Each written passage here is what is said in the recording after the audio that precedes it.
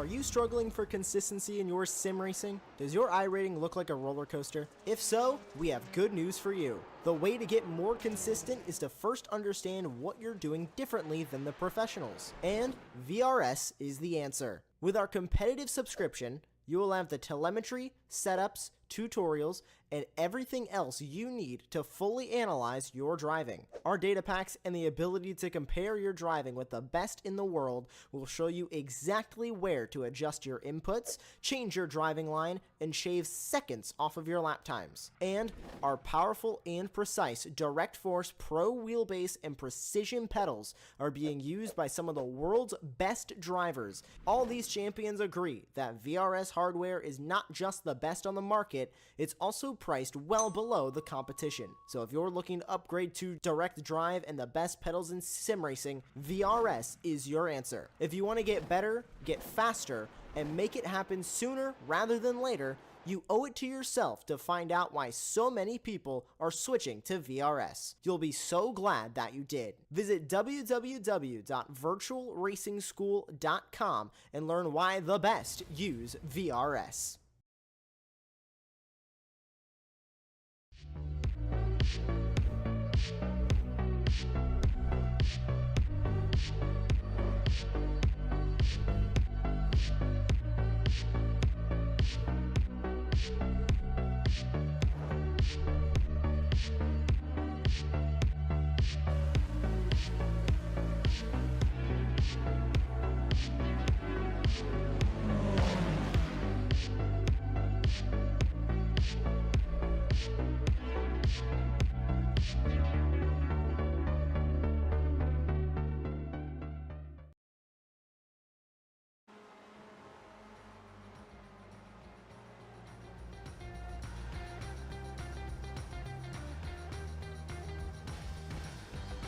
Good evening, or good morning, or even good afternoon, wherever you are in the world right now.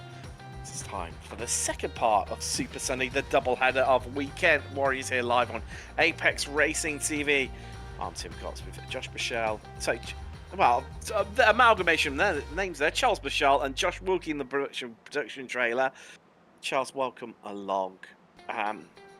You really like this place. I'm not a massive fan of it. I prefer the old school layout. It's probably Britain's most unloved racing circuit due to its flat nature. You know, you've got the normal hills and rolling corners and picturesque landmarks. It's a bit of a boring circuit in some ways, but nevertheless, we do normally weirdly seem to have great racing here. Yeah, Tim, thanks for having me in. Yeah, it's I do like this track. Like I said, I think we talked about this before. I know a lot of British people just say, yeah, it's just there. You know, there's not much to it. But I think, like I said, I'm a bigger fan of the 200 circuit instead of what we're going to run today as a 300 circuit, the long layout. I think the 200 circuit makes for better racing. But, you know, once again, it's just me, and I just, for whatever reason, just like the track. Of course, there's a couple of trouble spots that we're going to have to talk about over the course of this warm-up here, as qualifying is about halfway going. Yeah, but I think it's going to be some good racing. It normally is. I mean, I suppose we are sport here in the UK. Alton, Brandsatch, Silverstone, Donington, even Knock Hill, you know, its picturesque scenery. Croft is another one that appears on iRacing, but I'm sure it'll make its way somehow. And even, I hear he's throwing down the gauntlet. iRacing, you scanned Rockingham, you never put it in. We'd love to have that because there's always great racing on the Roval there. Of course, the UK's only oval doesn't exist as a circuit anymore. Could join the family of other circuits that don't exist anymore that are on iRacing. But so before we get really into things, enough of our ramblings, there we go, Marco Panero just going top of the timing sheets by, well, nearly 2 tenths over Yorgmani, who hadn't long taken that provisional pole position away from Yangji Lin, who himself had joined the session very late as well. So dropping in there, hot there. Let's take a look at the championship standings while things are somewhat calm. He says, you watch your little kick-off now. That's what happened in the Formula Fords earlier on. If you didn't join us for that, go back and have a watch. Very interesting indeed. Marco Panero leads the way, and well, it's nearly 100 points now over Jason Green. Yangji Lin in third due to Castro. Fourth, has been here for the entire season, but a bit of bad luck has gone his way. Alan McCain, he lies in sixth. He's cut adrift himself. A big points disparity in this league generally, except for slightly within Spec 1.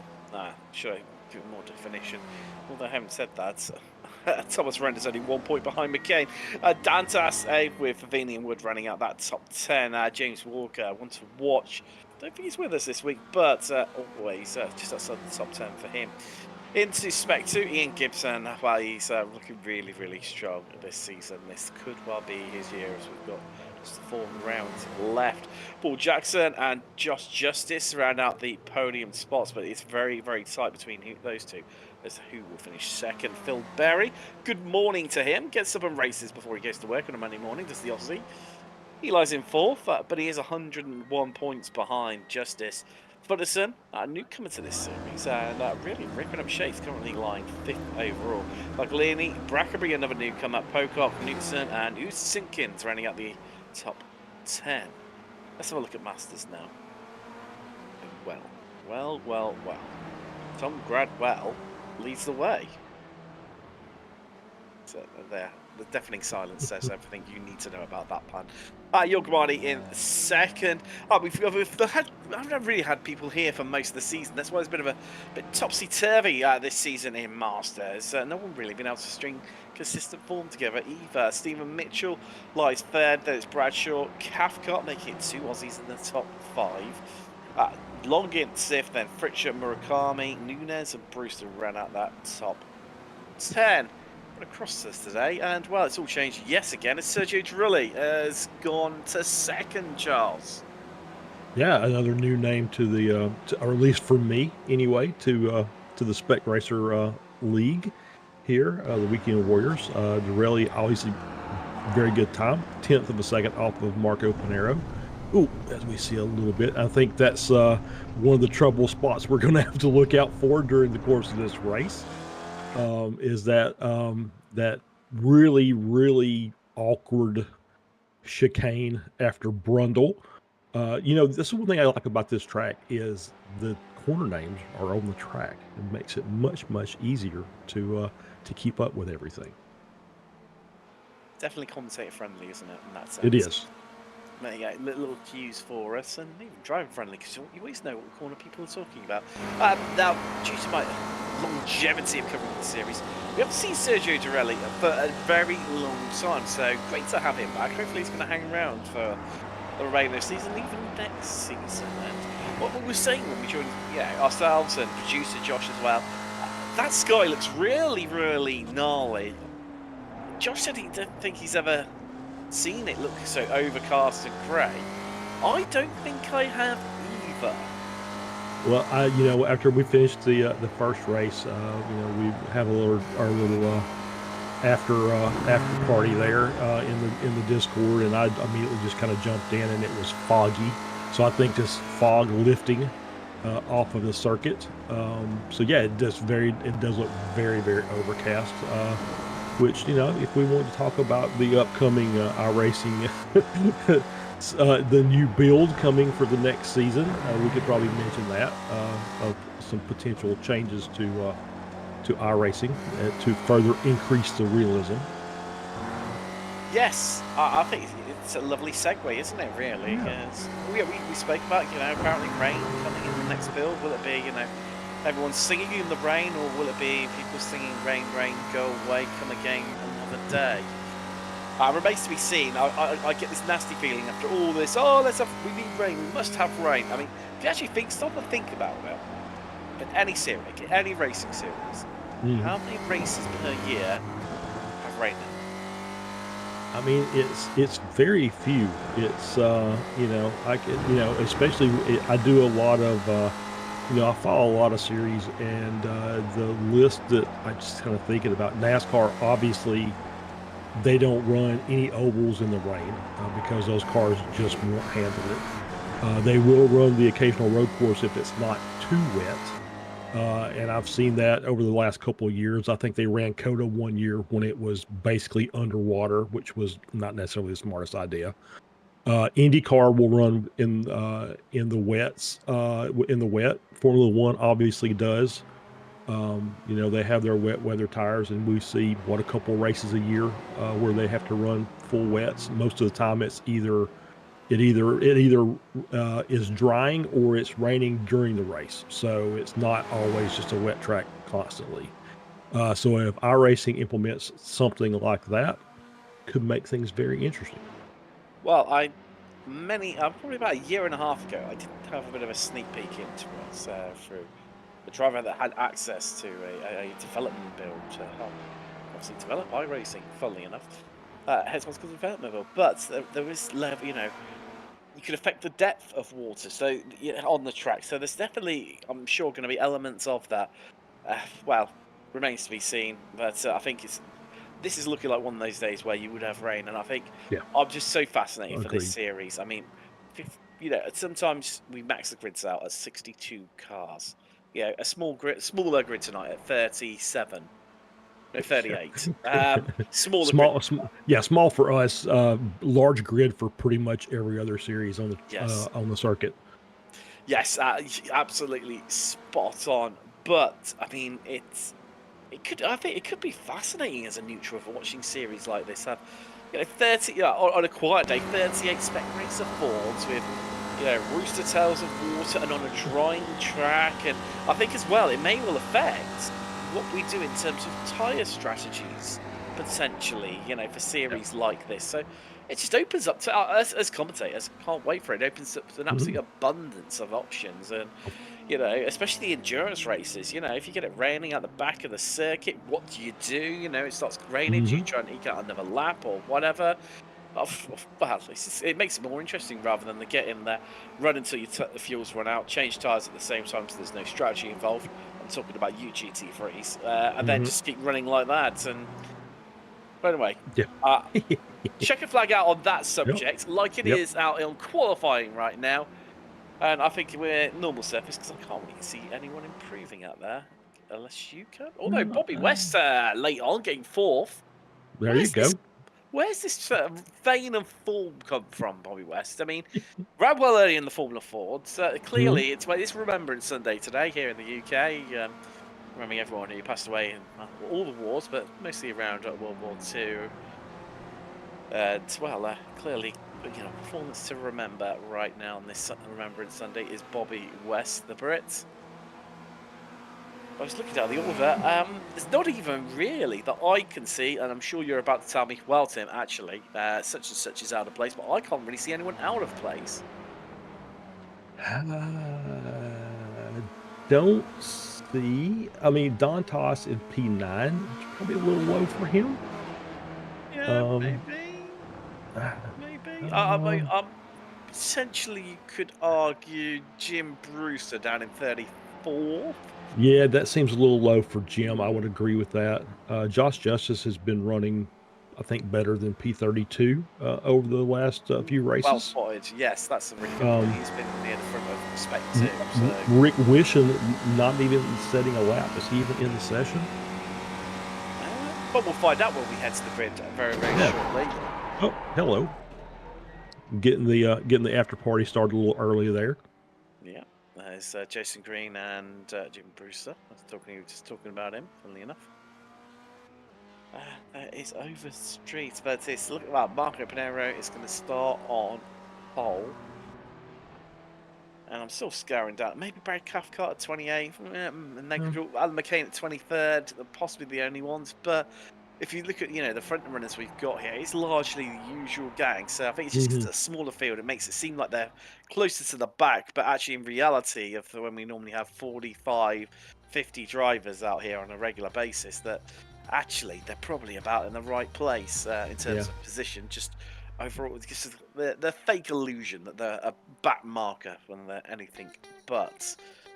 But as we have got, how many seconds we got? 15 seconds left before we can bring up some qualifying results. What are we predicting? You talked about danger spots. Where is the Charles Michel danger spots at Snetterton? So there's a couple that obviously the going into the hairpin is a turn 2 is a very good passing zone. So I'm really going to look at the start of the race, especially in turn 1, because if you take that inside line in turn 1, the curb is not quite flat. There's a couple of bumps in there that will shake the car and could possibly kick you wide. You could make some contact. So obviously there, and like I said, that chicane on the back end of the circuit coming after Brundle, it's just really, really tricky to get that thing right. I struggled with that every time I race here. It seems like I'll hit it right one time and then miss it the next 5. There's a reason for that, Charles. Because I'm not that good. Yeah. Because I know, because I'm exactly the same. We share that commonality, hence why you have us in the contribute and not out on track. But everyone forward upon Porsche 911 safety car. Should we run through our runners and riders here today in round 8 of the SRF weekend, where it's presented by Ray Esports. It is Marco Pinero on pole with Sergio Girelli on the front row with him. Row 2, top qualifying masters, but Yogmani next to Bobby West. Then it's Yang Shi Lin and Jason Green on row 3. Row 4, it's another Spec 1 Masters row with Overstreet and Antonio Race, with Dan Tass and Renders running out the top 10. Row 6 is our highest qualifier, Phil Berry, start next to Jason Perry. Gardini and Wood, not having similar sounding surnames, but they start behind them with row 8 being Andalo and Gould. Row 9, that's Kurt Nunez and Jeff Fritcher, the All Masters row. And then we've got another Spec 1, Spec 2 row with Jeff Jacobson and our championship leader in Spec 2, Ian Gibson, running out the top 20. Tyler Brackenbury and Caleb Pocock are the all Spec 2 row of row 11. Row 12 is Alan McCain and Tom Gradwell. John Young has Adrio Favini for company. Meanwhile, Stephen Mitchell and Brad Cathcart share row 14. Row 15 and the top 4, they are completed by Alan Johnson and Adam Bradshaw. Johnny Longin is next to Joshua Justice. Keep an eye out for him. We said he seems a little bit low. So does James Brewster and Paul Jackson behind him. Jeff Cantor and Gary Walbolt make up row 13. Unlucky for some, hoping not for them. With Rick Wishon and Michelle Faglini, the last complete row, and row 20, all by himself, is Michael Nelson. Although Wishon and Nelson have not made the start, the Wishon did grid and then came off the grid, so maybe a bit of a grid start for him. We'll remain to see about that one, but 39 car grid, 37 have made it. Paul Jackson's already bumped someone on the run to the line, but Let's get ready to go racing from Snetterton in the UK as we are green and we are away for 40 minutes of thrills, spills and action, and already 3 wide, 4 wide. Oh, there's a big one in the background. 2 people caught up. I think it might have been Mitchell, one of the drivers involved in that. I think it might be Justice, the other one potentially. Everyone making their way through now down towards Wilson and Montreal, hard onto the brakes. This normally catches a few people out around here. Cold tyres, the car looping around, of course, the weight all in the rear of these cars. The engine and the gearbox mounted on the rear axle, but other than that, we've made it through cleanly. There we go. Yeah. So, yeah, had a couple issues on the start, but like everybody made it through, at least through the hairpin. So we'll get down here to the inside section. We'll say this: there's a lot of forgiveness in some of these corner exits. You get a lot of room to get off of the circuit onto kind of the AstroTurf that's on the edge of the track without taking those 1x penalties. It is generous, isn't it? But already Panera opening up half a second lead, then 1.3 second lead. Apologies for these early stages. Fritz just had a good stop. He's at 4. Jim Brusso said about him starting from the back. Well, he's at 5 already. Wow, that's someone who's definitely not hanging around on these early stages and definitely needs to, just like our leader, Marco Panera. I mean, Marnie has made it past Rulli at the start, but even so, that's a frightening lead. I mean, are we going to see another Long Beach style performance here while Marco Panera just walks away and he is in touch with 1.6 seconds? Charles, we haven't even completed 1 lap yet.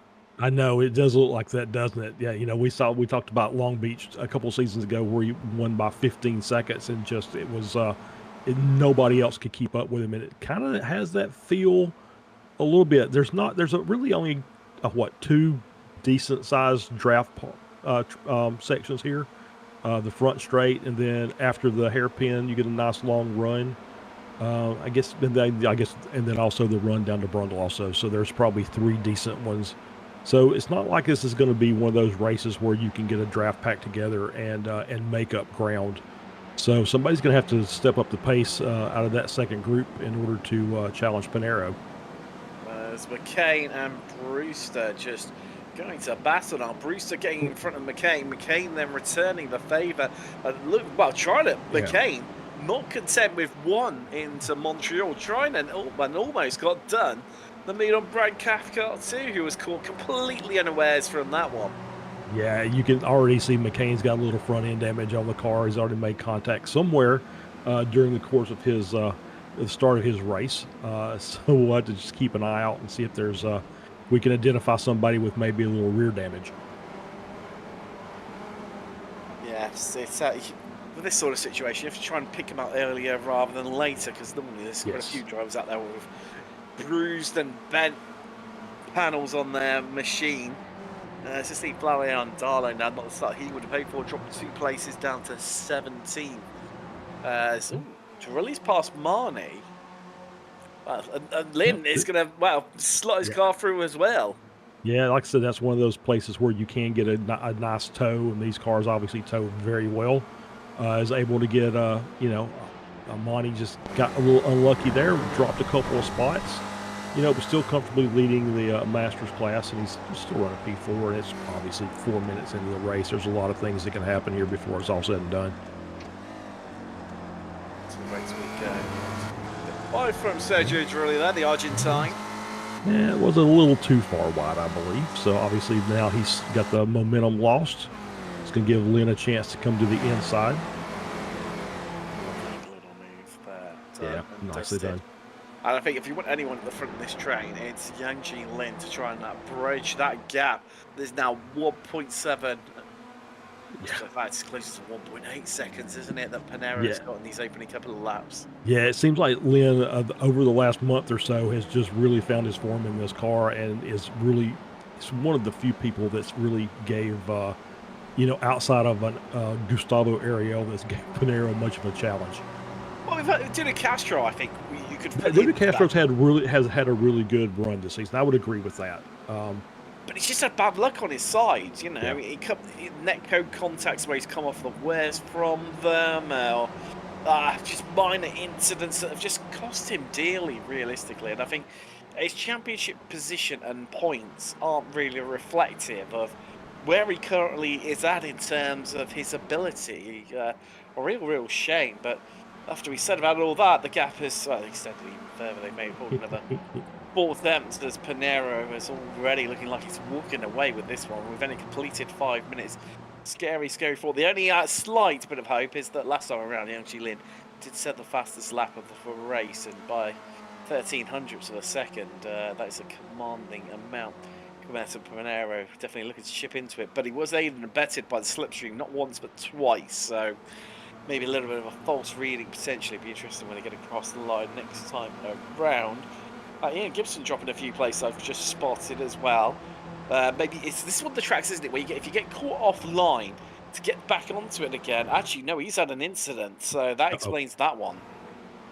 Yeah, that's let's see, Josh working on this replay here of the Gibson incident. There you go, right on cue. You asked for it, Charles. So there he is against 909. Yeah, so 2 wide into this little tricky chicane. He's on the ends. Oh, that little contact there with the 281. Yes, Brackenbury. So Brackenbury. So that's. I don't think you want to be on the outside of that. I think it's especially for 2 wide. I think you want to be. I don't know that the switch over is very beneficial. That it's just because that's just a strange set of corners there. It is a strange set of corners, isn't it?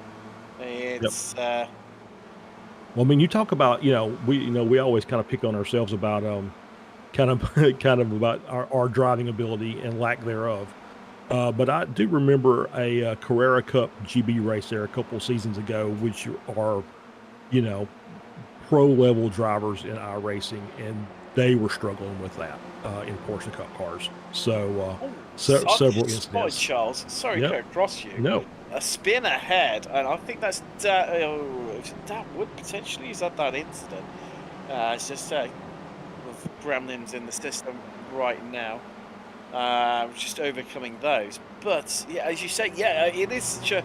I think it's where you you need to be full commitment, almost a bit of a lift into the left-hander, Brendel. And then Nelson's pretty much immediately, so you have to throw out the anchors to get the car stopped to flick it right. Tight right-hander, but the car's just losing momentum, and all that weight transfer, and I think that's what just, it's that ungodly weight transfer and car being all unsensible when you're throwing out the anchors that causes those mistakes. Yeah, absolutely. I think you're exactly right there, Tim.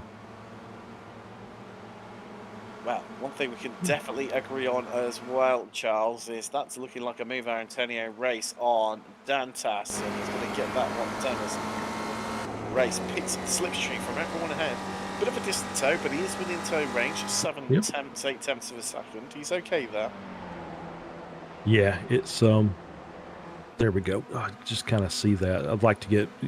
I'll kind of pick Josh's brain here a little bit. We can get a nose shot of turn 1 at some point, just to see how those curbs look going through there. But yeah, it was a nice move by Race. Obviously, moved up to P8. It's a pretty easy pass. I'm guessing Dantas maybe just was a little slow out of that final corner, which is easy enough to do. We've already seen Dorelli go wide there at the early part. It's been a big one, Charles. I'm seeing few people telling out there you go. Brewster walking away from the scene of the crime. Alan Johnson, Alan McCain involved in that too. Ian Gibson. There's quite a few involved. And I think here we go. So all looks good initially. Gibson loses the rear. Yeah, and it's just that if you're a single monitor driver, you don't see that until you're into the car that's sideways on track. So it's it's a shame because it's just really nowhere to go at that point. And so now you're careening the car off in a different direction, and people are scattering, trying to avoid it, and more cars get collected. Even on a single monitor, an ultra wide, Charles, it's on those set of corners where triples just pay for themselves infinitely many times over, because you can see, get a full field of view, be able to look around the corner over your shoulder. It works a real treat. Since we've seen all these bits happen, on board with Lynn right now. There is our lead at Panera. You can make him out that black and yellow livery in front of us. But Lynn has, well, he's stopped him getting away, certainly as quickly, but he's not gaining on him, and that's a crucial part as well. See this curve you mentioned about? Yeah, if you just kind of watch this, see there's a little couple of divots there, and there's one right there, right on the edge of the exit of the apex. And, you know, if you're too wide through there, or if you're taking a really tight line through there, that car, you see it bounce, and it's it's very touchy, and it doesn't matter what car. I've had GT3s just lost them there because of those bumps. It's really aggressive, isn't it? Where there's a bit of almost like a wedge where the curb drops away, then it's all of a sudden goes, oh no, I need to be at this level, and just jumps up. So yeah, I mean, yeah, it's going to be interesting, especially with this best of the rest group that starts at Lynn in second and ends at Dantas in ninth. Whether it's going to catch someone out at some stage during the proceedings, and with 3/4 of this race still left to go, I'm inclined to say yes. Yeah, I think so. I think it's one of those that the further we get in the race, you'll see people taking more chances for passes, especially in the turn one, because you've got that really long straightaway. You know, going into it, even though it's not necessarily a really heavy braking zone, you do have to kind of brake a little bit to get the car turned in. So yeah, it wouldn't surprise me you'll see a car get onto the inside there, kind of like what happened with Overstreet at Willow Springs out of the final corner. Just get in there on that curb and then kick the car out, and if there's somebody on the outside, you're probably into them. While you were talking, Charles, I was listening to you with one ear, and the other ear was listening to Bobby West's engine note, and there was a definite early shift up when he went into top gear, and I think he's playing this one really quietly. So he's dropped more places to start, but that's just actually Lynn moving up through the field to third. However, we'll listen to it again. We're going to and see if there's any more short shifts. Oh, there you go. Yep. But he's maintaining pace in this group. One to watch for, I think. Yeah, he may be doing a little bit of little fuel saving since he's kind of in this pack, and it's available to him. So it wouldn't surprise me in the least. We see him coming out of the hairpin, just, you know, one after the other. So yeah, it's probably a smart strategy. I think there's places here where you can do some fuel saving that might pay dividends to you later on in the race. I could throw the cat amongst pigeons, couldn't it? That's for sure. Very well could. They've lost the whole chunk of time again. If that following group, Panero faster by over half a second. In fact, more like 0.6 of a second. That's time running alone. I mean, I just don't know where he pulls it out from. You look at the drivers behind him. There are no slouches whatsoever. That's then absolutely true. Like all of a sudden he just go for a bit more of a quieter one, then all of a sudden bang, another astounding lap that just nobody can seem to match. Yeah, and what's funny is I usually get in here a little early and I'll watch quite a bit of practice for this race. He doesn't go out on the track until maybe 5 minutes left in practice. So whatever he's learned and whatever he's doing in preparation for this, he's doing during the week. Either on his own or in official sessions, and he just seems like when he gets here, he is just on point every week in, week out. Nailed it, Charles. Absolutely nailed it. I couldn't put it any better myself. There's sideways on here. I mean, it doesn't even look like he's doing anything special, but yeah. I guess when you're on top of your form, that it just make it look so effortless and easy. And like Dantas running a bit wide there, I think he's going to drop off the back of the screen. Yes, he is. He's 1.8 seconds and growing. To Antonio Racing. Got the move done a little bit earlier on. I think that was definitively a wise move, because this insured race has stayed in with this, well, following group. You see how hard they're pushing, but the amount of dust being kicked up on corner exit. Meanwhile, Vini and Darlow going head to head down to turn one. Yep, just a nice easy pass down the front straight. Got it done in plenty of time. Was able to take his normal line into that corner. Beautiful stuff. Just once again, Panero, like I said, it's been the Marco Panero Invitational for the last 2 or 3 seasons, and it's just we've seen some challenges here and there. Oh, that's Lynn off. Oh wow, that's a big one. Oh no, that looks so strange. It almost looks like a hardware failure. That's what I was thinking too. It's almost like he just completely missed the corner. So it all looks okay now. Turns in. Oh. That definitely looked like a hardware play or just straight right turn, and that was and that's the end of that. That's terrible. That's a horrible way to end a race. It really is. It is brutal, isn't it? Absolutely brutal. And well, I mean, that's surely going to put pay to this group having any form of chance of taking the fight to Panero. Wow, I mean, 4.6 seconds now is the gap. So I think, based on initial pace during qualifying, guys, you see on the screens right now, the Argentine Sergio Dorelli in the 86 car. That's got to be your favourite to take second. Well, at least that's what I think. Why do I say that? We know West is fuel saving. Mm-hmm. I mean, Jason my guess Green's in is, I was going to say my guess is West, Overstreet, Green are probably all fuel saving. I think Grace, not sure if he does or not. He may be trying to. Obviously, Monty's probably not. He's probably pushing as he normally does. Dorelli, he was 10th off in qualifying, so he's obviously close on pace. Now, obviously, that's qualifying pace and it's not race, so it's a consistency thing now for 40 minutes. But yeah, we know Green's is fuel saving.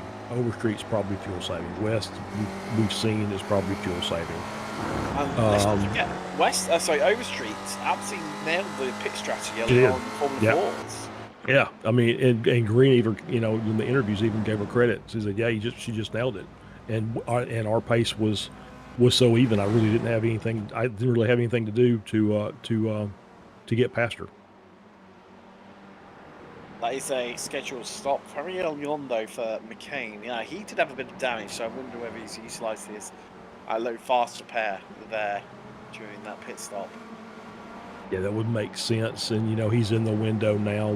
The fuel window normally opens around the 12-minute mark, so he's well within the window to go ahead and fuel up and finish the race on this stop, assuming no other problems happen. So he can get his fast repair done and see if he can make up any ground. See how much the slipstream really takes into effect. Well, our race was just catching a hand over fist there, Green, who just contently sat in 6th. Has been since the start of the race. In fact, with Leon injecting himself, it's pretty much shuffled everyone back to how they started, with the exclusion of Overstreet, who's up 2 spots for where she got going. And yeah, Leon has definitely retired, so we're not going to see him again. Obviously, Wishart and Nelson didn't make the start, so Leon, first retirement of the day. Yeah, and he was 3rd in points or something like that in the championship. So it's obviously a big hit for him. With any chance to try and make up time on make up points on Panero. Just trying to read the Instagram handle on the back of Bobby West's car there. My aging eyes couldn't quite make it out, but Dorelli a little wide coming out of the hairpin. There we go.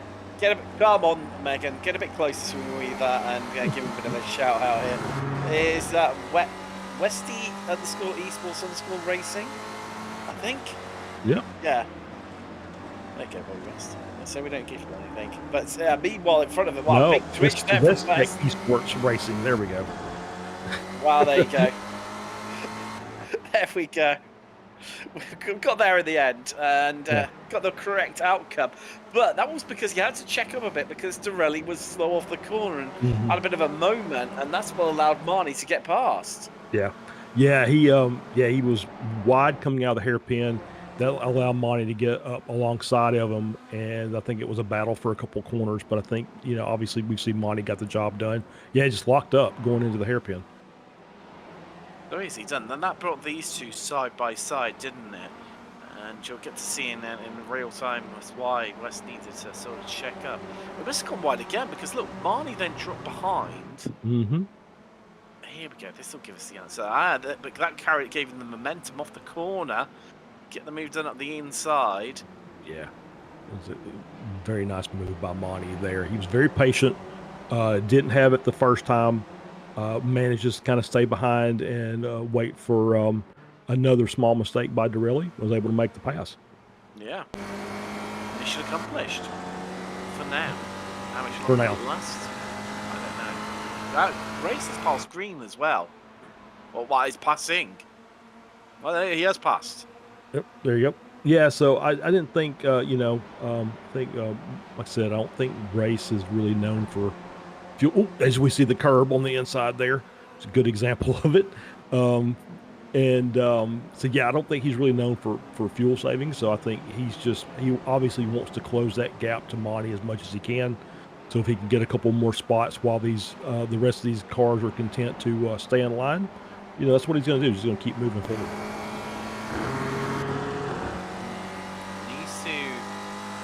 Just take a couple of attempts, I'd say, out of Overstreet, just to bridge that gap, give himself that bit of security. Oh, the racing into the corner, nearly rear ends Overstreet. And you saw as well, West taking a bit of a different line there into Agostini. He seems to have come in from a lot wider, like half to 3/4 of a car length wider compared to Dorelli and Marnie in front of him, and even West Overstreet behind, to try and open up the corner. Maybe just carry where he is fuel to. Maybe trying to just carry that momentum as well. Yet again, they swap places at the lead of this train. Panero we'll just call it 7 seconds because it will be shortly. Mm-hmm. Yeah, he's still just extending the gap as Monty's looking to the inside there. Oh, I That's thought close. That was a disaster. Yep.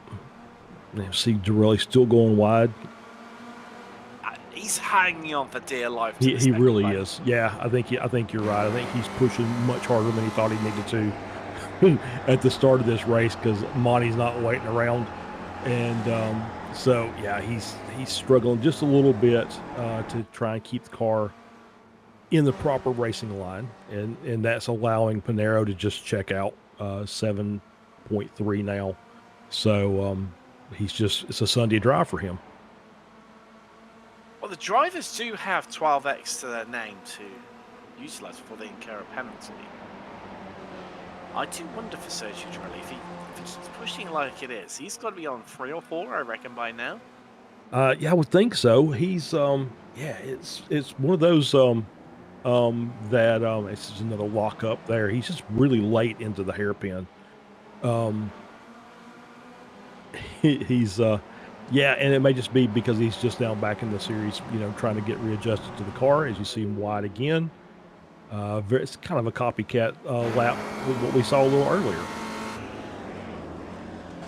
So yeah, they've got yeah. I mean, like I said, this track's pretty forgiving, but I think he's pushed past that forgiveness at this point, as far as track limits. Bit of an early stop there for Tyler Brackenbury. It's up and running yet again. John Young, another relatively newcomer to the series, but again, stopping a little bit early. McCain in. Is that the second time we've seen Alan McCain in? This is the second time. Hold on. Yep. He's not pulling in, so that's it. Drive through. Just spoke about them. Yeah. Part of that was contact with McCain because we did see damage on his car. And we did see him in a couple of instances. So, that 12X includes not just off tracks, but also spins and contact with other cars. It's thinking, isn't it? I mean,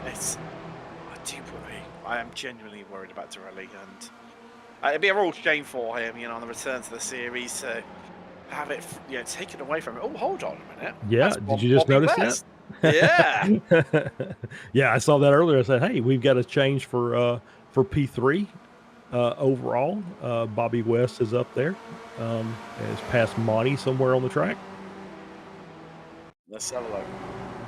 All right, so let me see here. So we got he tracking behind Monty. Well, I've had an idea from producer Josh that they exchange a little bit back and forth, Let's see. So inside line going into the chicane in the Brundle. There we go. So pass made. It's a bit slow off the corner. No, gets it No, done. looks so good so far. I think the back and forth must come down the start-finish trip because we've seen time and time again the run you get down there. Yeah, you get a really good toe down that front straight. So I would imagine that's probably what we're going to see here. I mean, he eats up Dorelli for breakfast, doesn't he? You know, you see yet again Dorelli is kicking on the dirt, so does West. So he followed Dorelli into the dirt there, and it slowed both of them down. Is this where we're going to see the? Still don't. Monty didn't make up as much gap as I thought. No, surprising that one. I think that's how they ended up realistically. And I thought there was going to be a little bit more back and forth. There wasn't, but it's not the end of the world. It wouldn't have surprised me if Dorelli went deep and locked up again into the hairpin, which caused West to check up, and Monty took advantage of that. But then obviously West has got the spot back. So. Well, it looks like West has abandoned his fuel save strat. If the last couple of laps are anything to go by. Just really sort of picking up the pace here. Yeah, he really has. It's felt like, you know, for a little while now, someone needs to take this group by the scruff of the neck and do something with it. I mean, Marco Pinero, there's no bar a mistake from him, or if he gets, you know, spun off track by a back marker or something like that, there's nobody's catching him. That's 9 seconds. Yeah. It is now. Yes. Yeah. It's going to be tough to reel in. Oh, Drilla's in for pit. You know, or short of a penalty, like you said, mistake penalty on pit for Pinero would obviously change that dynamic quite a bit. But yeah, Dorelli in first of that group, that second pack, and so we'll see what his pit time. We did see that with a returning driver in the Formula Ford race where it just wasn't really. Missed his pit timings, didn't set his fuel or something, but Dorelli 10.2, so I think he's on the mark. Yes, it's not looking like a day for the front. Well, both of them qualified in. Actually, no, Alex Wenger qualified on pole, didn't he? He did. Pushing Kabanka to set up a second. Talking of which, where is our Formula Ford winner? He's not in this fight, is he? So that explains that one. I was thinking I haven't seen his name for this race, so that explains that. But, well, yeah, West is now taking this one by the scruff of the neck, and it looks like to me, Charles, he's getting away from them. I mean, someone call an ambulance because West is on fire. Yeah, he definitely is pulling a gap. He's up to 0.8. So yeah, you see it here is that pack is a little bit smaller now, as West is kind of pulled out on his own. So obviously, we talked about him at the beginning of the race being pretty high up in the qualifying, and it's showing that he's got the pace on this track and he's going to run well. That gap will shrink again due to the slipstream, but where West seems to be crucially really strong is through all the twisty sections, which there's plenty of on the 300 layout here, of course, named because it's 3 kilometers in length. Although, well, if we were really, really pedantic, it's actually 2.969 kilometers. But, I would say it's early. No, it's not. No, it's really not. Yeah, everybody should be coming in the next couple of laps. And we see the leader. We also got West and Monty in. So the top 3 cars are now in the pits. Over Street, Race, Green, Dantes, Gardini, Renders all carry on. So who else is yet to stop for Vini and Goldfield? Barry visits pit road. Perry into Gradwell, Nunez. There's quite a lot of drivers who are leaving it late here. So there's a hive of activity down on pit road. As Pinero comes out, probably where he wouldn't have wanted to. Behind Bradford Gould. Andrea Favini, who is his teammate. So it's not the end of the world, that one. But nevertheless, looking a little bit of traffic, and they are having their own battle right now. But you can afford to lose time. there as well. Dorelli not lost too much time, has he? He From has it. that, because West is come out right in front of him. Yep. So that was a good stop by him. This is still busy now. It's one of the busiest pit roads I've ever seen today. Yeah, it seems like there's a big group just coming in every lap here for the next couple of 3 laps. I think this might be the last, when the leaders come by the next time, this may be the last opportunity to come in and pit before you run out of fuel. So I can't imagine them going another lap, but I guess it's possible. Find out, Charles. We're not far away from finding out because they've completed, well, there's about 3/4 of the lap onto the brakes. They come through Bundle and Nelson. Overstreet's, well, should be the first and probably the only driver to lead that is not Marco Pinero in this race, and it's only going to be for 1 lap. This is dominance, but Race, Green, some strong names there. Dantas, this is falling off the back of this group, really fallen by the wayside. He's 4.3 seconds behind them, so gutting for the Brazilian. But are they going to visit in? Here we go. We find out now. Yep. In they come. There we go.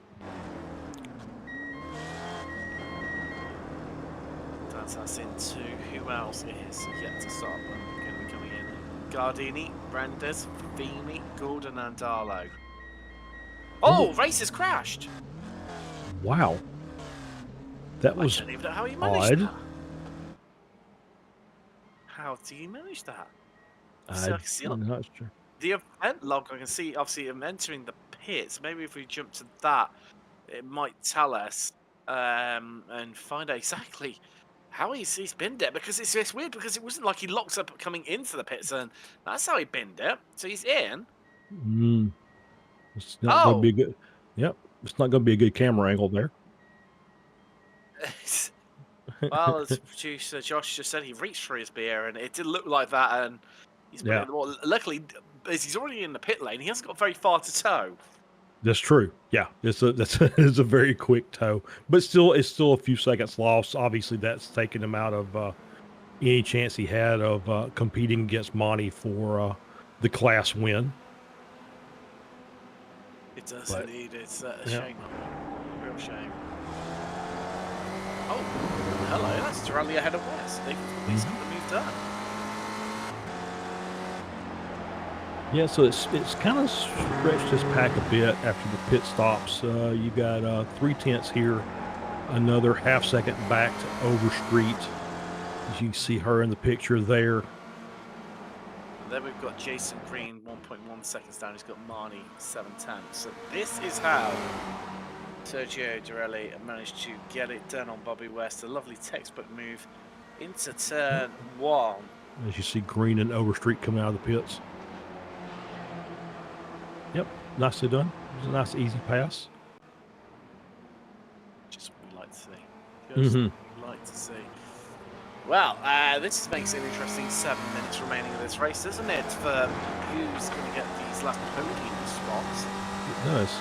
It seems like Overstreet maybe is picking up the pace just a bit now. Yeah, it looks like, it's ebbed and flowed this quite a bit.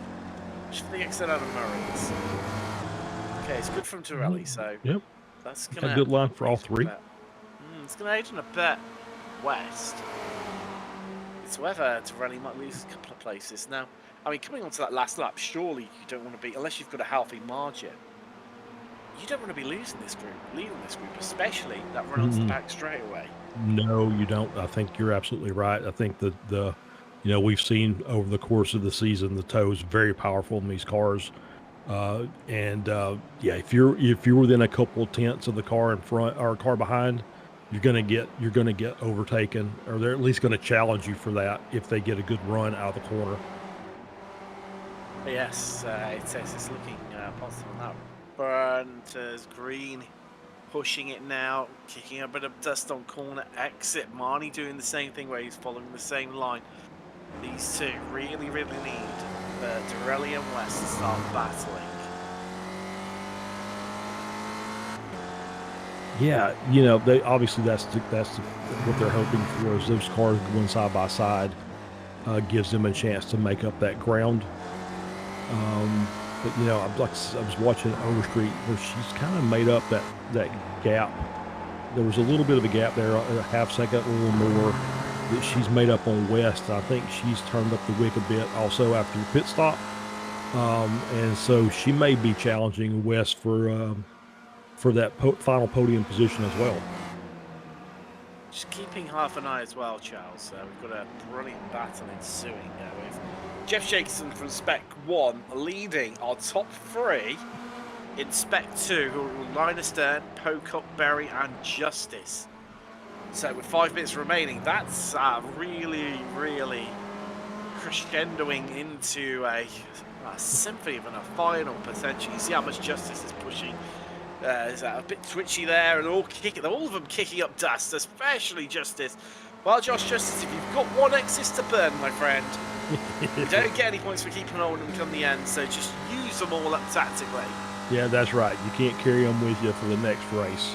Also, the final spot on the Masters is was Nunez and find him on the list here. Gradwell. So lost him on Gradwell. So yeah, so they're within a second of each other also. So there'll be another battle that we'll have to keep an eye on. Like I said, for that final spot, as we see Gradwell going as far off the line as he possibly can and still able to keep some momentum. You can see Nunez right behind him. So it's all coming together nicely, isn't it? It is indeed. Brewing up. It's hard to know where to look. I mean, we could do 3 different camera angles, realistic, being played out live. Ooh, hold on. Jason Green has managed to pull out a load of time against the Dorelli West Overstreet trio.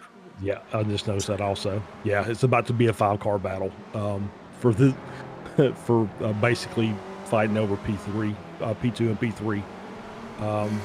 So yeah, that's going to make. Oh, we see that car slow there on the outside. Like leaning that marker there. Mm-hmm. Well, Green now, thanks to the power of the slipstream, is going to eat this lot up for breakfast and come right in. Dorelli loses a place to West. Probably Overstreet, who's on. Well, you see him on drivers left, right now. As it all gets a little bit tentative as the stakes are raised here at Snetterton. And now Green and Marnie are there. You called it, and you were spot on. Wow. Yeah. They're all one another. They are, and you just once the front cars go side by side, it just brings everybody behind up a little bit closer. So now you've got a 5-car battle here, essentially for P2 and P3 on the overall podium. Which I'm sure any of these drivers would be happy with. Well, you see how much he's chasing Jason Green as he ran wide coming out of Murray's. Dorelli loses another spot. Was white flag in the air? No, it was not, Charles. Good news. We've not got 1 lap. We've got 2 laps left to go. There we go. Yeah, so we got this and another lap. So now we've got West that's kind of in that target zone as the leader of this pack. So he's gonna have to be very, very smart on his corners, especially that final corner going into the back straight. Can't get it wrong now. You got to be spot on. Otherwise, you're going to get just overwhelmed. You'll get absolutely fell up, won't you? Bad news for fans of Masters category because Kurt Nunes has lost about 4 attempts. And these lot have spaced off a little bit. Pocock has got away from Berry and Justice. But I can feel that's maybe because we saw the aftermath from just fighting away there. Nice. It's music to Caleb Pocock's ears, isn't it? Yeah, it's extended just a little bit, but Pocock's now sitting there behind Jacobson. So it's he's hoping that Jacobson's just running quick enough lap times that it's not going to slow him down. Otherwise, it's just going to be back together again as we see Overstreet almost bump drafting down that straightaway. Might be wise to do so. Because, well, would have been wise to do so because it would have given them a bit more of a gap over Dorelli, Green and Marnie to maybe just try to eke it out that a little bit. Maybe when we see her do it down the front straight away, it would be wise potentially because, like I say, I have a strong, nasty feeling of commentating around this place has told me over the years to be on the lead on the last lap. Which should be this lap, I believe. So we'll look, where is Barney? Well, he's not in somewhere obvious, but what I can tell you, white flag is in the air. We have one lap left to go. So look at the timer. Moved to the outside. Oh, hello. And made it stick. Nicely done. But she now leads the train. He does. Was that maybe intentional from West? He's on an absolute flyer. Yeah, I mean it's a dangerous strategy to let somebody take a position on the last lap. But maybe he thinks he can get a good run down this back straight. We've got this little straight here, another little technical section of corners, and then we'll find out. That we will be in the Charles. In fact, the first time that West has finished on the podium this season. I'm pretty sure he's had podiums in the past, but even so, chance for a second here today. It's the high stakes winner takes all aspect of those last 2 podium positions. We've got just over a second covering these 5 cars. What's happening down in Spec 2? Well, way wide. Well, here we go, Charles. We'll find out now. Spec 2's looking pretty sorted to really... Oh, he's slowed down. But here comes West for second place up the inside. He's going to get it done, Charles. What's the answer? Overstreet. God, she keeps sending those just in there. But with the outside, with the momentum, West carries it. And could well have just carried himself all the way to second place here from Snetterton. Because we had a battle behind with Green and Overstreet for that final podium position. I wonder if, nope, Dorelli's still there. So I wonder if he had a slowdown. Could well potentially. Well, there comes Marco Panero. He's won this one by nearly 13 seconds. But what's happening behind? West is going to take second. And Overstreet looks like she's just held on for long enough. Dorelli's going to drive through. Yeah, that's going to drop him way down the order. But yeah, that was a great battle there between West, Overstreet. Green tried to get in there and make something happen as well. So yeah, great last couple of laps there between those drivers. Dorelli can't take a penalty. He can't serve it on the last lap. So No. I feel he may well, because his pit box is well over the start-finish line. He's going to get a 40-second penalty at the end of the race. So he's showing his 7th at the moment, but he will not finish there. No. If what we believe has happened. Pocock's going to win Spec 2. What's happening behind him? Well, Phil Berry's done enough. He holds on ahead of Josh Justice as the top 3 comes across there. Tom Gradwell did enough in Masters to secure a podium. There we go. In the background, I think it's that Bradshaw having a right battle with Jason Perry. Half a 10th at the line. Yeah, and we didn't mention Fritchard the entire race, but a P2 in the Masters class. Great job, Jeff Fritchard. Good job. Yeah, just a quiet race. Yeah, just a quiet race. I don't think we even mentioned him since the start, Charles. I don't remember saying his name. So yeah, I think you're right. As we obviously this was very much a Marco Panero start to finish race. But we still saw some great battles in the mid-pack, some battles for podium positions and class positions. So yeah, it was fantastic to watch, and I still say I like this track. Well, it definitely delivers on action, doesn't it? We can't disagree on that whatsoever. Well, just waiting for the last few drivers to come across the line, and we can bring up some classified results here from Snetterton.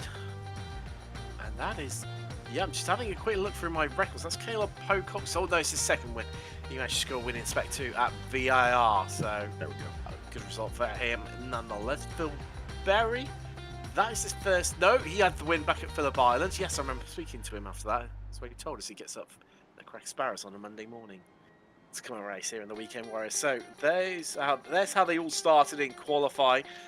And well, that's little did we know that was quite gonna behind Panero. That's how they were going to finish, and Panero is there his 5th win of the season. Bobby West, first time on the podium this season, and immature overall, but even so, a stellar drive from the Britain's home track. Overstreet finishes third, Marnie fourth with the win in Masters. That's green down test renders. Notice there's no name there of Sergio Girelli, so yes, definitely a penalty for him. Let's find out where he came out in all that. But Gardini, Rich, you said second in Masters, downward, running out your top 10 for the Mexican of Adria Favini, Andalo and Gould. They've got Gradwell with that last podium place in 14th overall for Masters.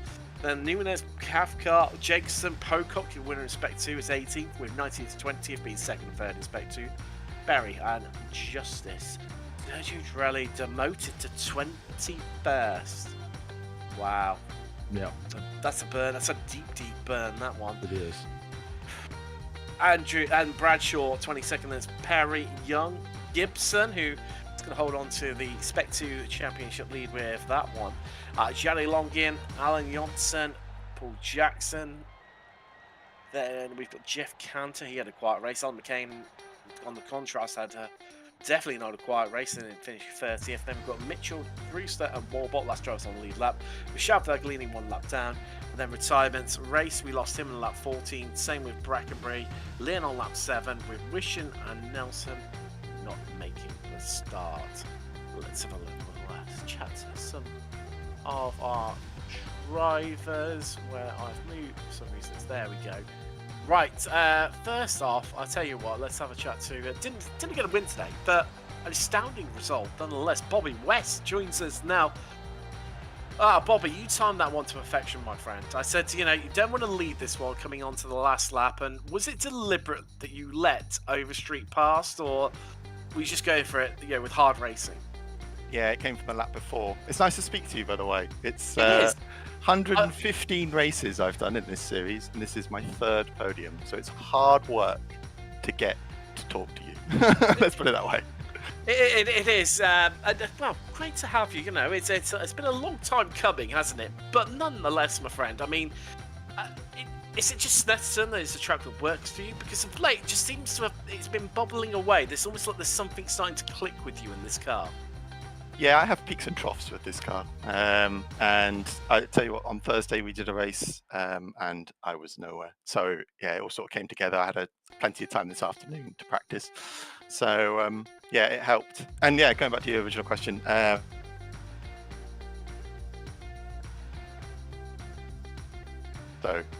I had to get ahead to let someone go back past. So it all worked out very well. Thanks to Megan for her assistance. Yeah, and also thanks for in the mid stage of the race, closing up onto the back of you so we could read your Instagram handle. Oh yeah. Feel free to follow. Yes, we gave it a shot. It took us a couple of attempts to try and read it, but luckily she had a bit of a lunge. I mean, in terms of what was happening in front of you, though, we heard you fuel saving quite a bit.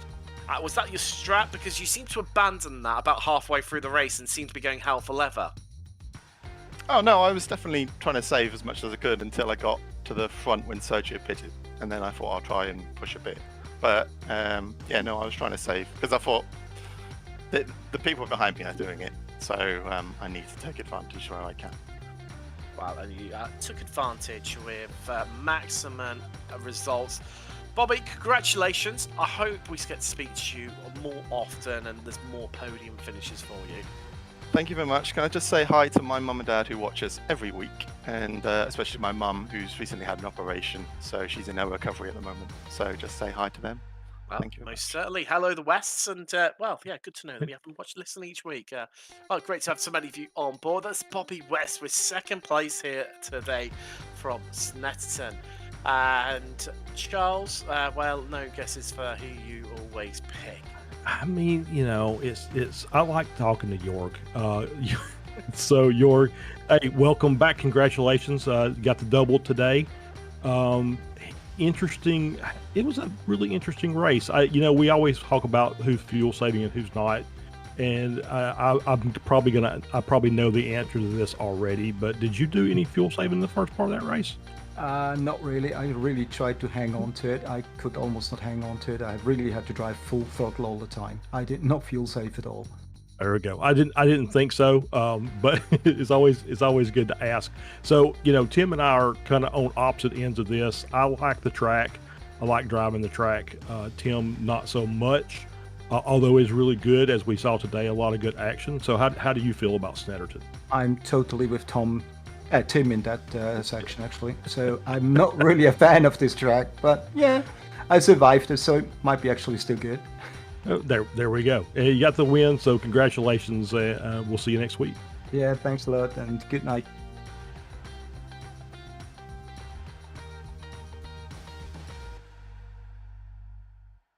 Caleb, well, I mean, quietly chipping away all race, but just talk us through those closing stages, because you had Jeff Jacobson in front of you, and then you had Phil Berry and Josh Justice tagged right behind you.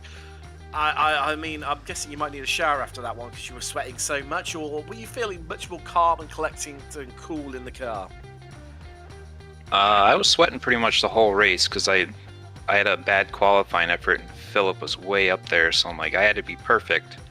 And I was doing a good job until I started doing fuel calculations and making mistakes. And then I came out of the pits and I saw him behind me. I'm like, oh, this is going to be interesting. And then I was really sweating there for a while. And then I'm like, I need Phil and Josh to start racing each other. And when they started racing each other, I was able to get a little bit of a gap. And I'm like, all right, this is what I needed to hold on.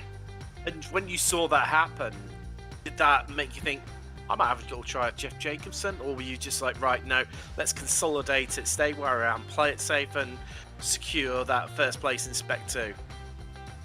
I was all about playing it safe at that point, unless he made a big slip up, and it wouldn't be beneficial to stay behind him. I was just content to ride. Well, just seeing replay right now of you having to take evasive action to get around Jacobson, I think the early stages of the race. Just sort of talk us through that moment, if you can sort of remember it. I mean, down at the hairpin, Montreal, it can get a little bit crazy down there at times.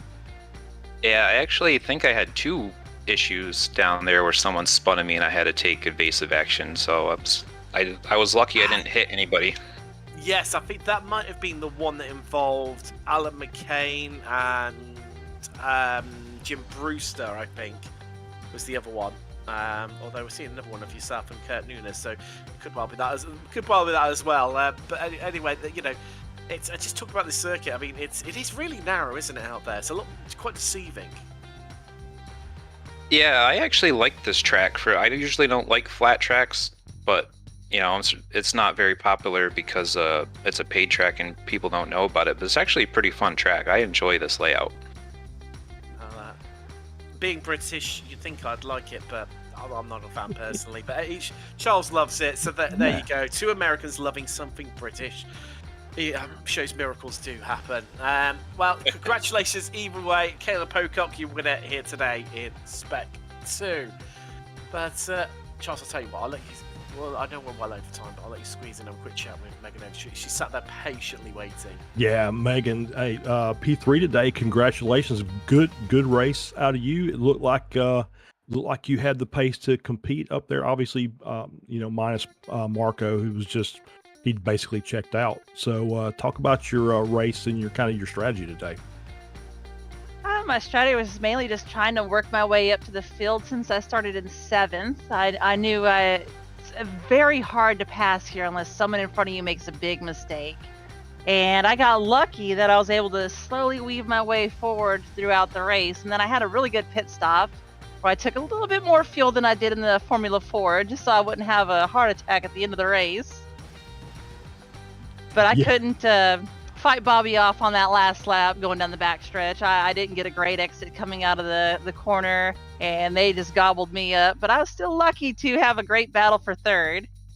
Yeah, it really was a tremendous battle with you and Wes. Then Jason Green obviously tried to stick his nose in and challenge you for that spot also, but you managed to hold him off and got a P3 out of it. Yep. All right, well, congratulations. We'll see you next week. Thank you. Have a good one. All right. And that is all we've got time for. Talking of next week, we head a short distance across the UK. Width-wise, we're going up to Alton Park in Cheshire on the historic island layout. So that's without any of the chicane. So that's going to be a little bit of a wild one. Mhm. That's Oh, gonna be Charles fun. knows it Yeah, already. That's gonna Yeah. be fun. Oh, it is. That's it. It's going to be hold on for dear life.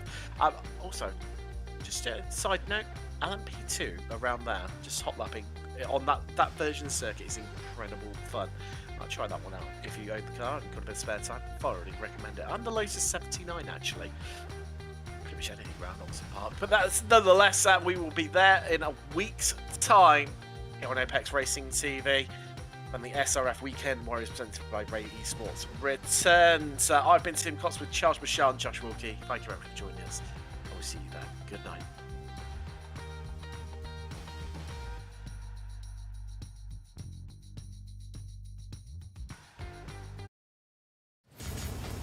Are you struggling for consistency in your sim racing? Does your iRating look like a roller coaster? If so, we have good news for you. The way to get more consistent is to first understand what you're doing differently than the professionals. And VRS is the answer. With our competitive subscription, you will have the telemetry, setups, tutorials, and everything else you need to fully analyze your driving. Our data packs and the ability to compare your driving with the best in the world will show you exactly where to adjust your inputs, change your driving line, and shave seconds off of your lap times. And our powerful and precise Direct Force Pro wheelbase and precision pedals are being used by some of the world's best drivers. All these champions agree that VRS hardware is not just the best on the market, it's also priced well below the competition. So if you're looking to upgrade to direct drive and the best pedals in sim racing, VRS is your answer. If you want to get better, get faster, and make it happen sooner rather than later, you owe it to yourself to find out why so many people are switching to VRS. You'll be so glad that you did. Visit www.virtualracingschool.com and learn why the best use VRS.